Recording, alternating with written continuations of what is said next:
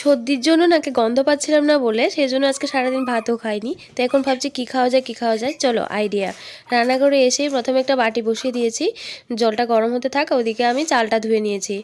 তো এই চালটা এখন একদম ফুটন্ত জলে দিয়ে দেব। এইভাবে দিয়ে আমি কিন্তু গ্যাসটা অফ করে দিয়েছি। এভাবে দিয়েই একটা ঢাকনা দিয়ে ঢেকে রেখে দেবো 8 ঘন্টা। 8 ঘন্টার পর দেখো চালটা কতটা ফুলে গেছে। এখন নিশ্চয়ই বুঝতে পেরেছো আমি কি করব। আমি চালের গুঁড়ো ছাড়া ইনস্ট্যান্ট কীভাবে চিতই পিঠা করা যায় সেটাই আজকে তোমাদেরকে দেখাচ্ছি।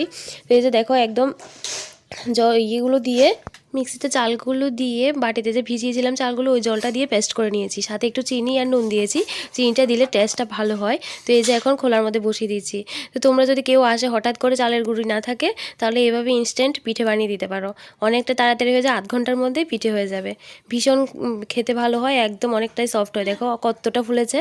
তো তোমরাও বানিয়ে দেখতে পারো। যদি ভালো লাগে অবশ্যই চ্যানেলটিকে সাবস্ক্রাইব করে দিতে ভুলো না। দেখো।